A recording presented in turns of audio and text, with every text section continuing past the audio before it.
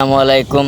কিছু খুবই গুরুত্বপূর্ণ কথা, সেটি হচ্ছে বাংলাদেশে যেটি সবচেয়ে বড় সমস্যা অনলাইন বেটিং, জুয়া, দ্বিতীয়ত হচ্ছে চাঁদা, তৃতীয়ত হচ্ছে মাদক। এই তিনটা জিনিস বাংলাদেশ থেকে যদি নির্মূল করা যায় তবে বাংলাদেশের মানুষ অনেক স্বস্তি এবং শান্তি অনুভব করবে।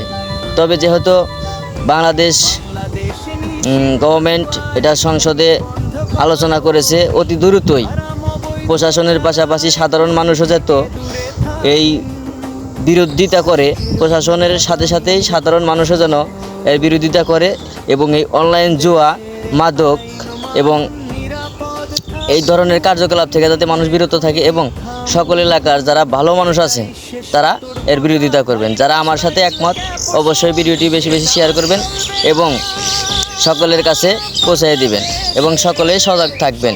ধন্যবাদ।